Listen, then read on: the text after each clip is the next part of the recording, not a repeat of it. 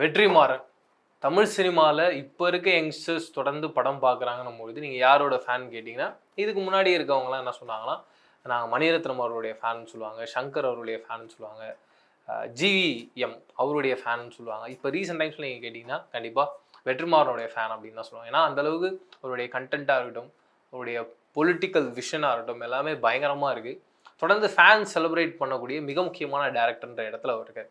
அவரும் சூர்யாவும் சேர்ந்து வாடிவாசல் அப்படின்ற ப்ராஜெக்ட் பண்ண போகிறாங்கன்னு சொன்னோடனே ஏகப்பட்ட கொண்டாட்டம் அண்ட் அடுத்தடுத்து அப்டேட்ஸ் கொடுத்துக்கிட்டே இருக்காங்க. இந்த படத்துக்காக 2 மாடு வாங்குறாங்க, அந்த மாட்டை சூர்யாவுடைய வீட்லேயே வளர்க்குறாரு அப்படின்றத சொல்கிறாங்க. உடனே அங்கேருந்து கட் பண்ணிங்கன்னா படத்துக்காக லண்டனுக்கு போகிறாங்க, இல்லை இன்னொரு பக்கம் லாஸ் ஏஞ்சல்ஸுக்கு போகிறாங்க. எதுக்காக போகிறாங்க அப்படின்னா அங்கே இந்த ஏஐ டெக்னாலஜி இருக்குல்ல, அது ஒரு பக்கம். இன்னொரு பக்கம் இந்த ஆர்டிஃபிஷியல் இன்டெலிஜென்ட்டை வச்சு இந்த ஏஐ வச்சு எந்த அளவுக்கு ரொம்ப தத்ரூபமாக இந்த ஃபைட் சீக்வன்ஸ், அந்த காளை மாடு போன்ற விஷுவல்ஸ்லாம் எடுத்துகிட்டு வர முடியுமோ அதுக்கான அந்த கிராஃபிக்ஸ் ஒர்க்கை பார்த்துக்கிட்டு இருக்காங்க அப்படின்றத சொல்லிட்டு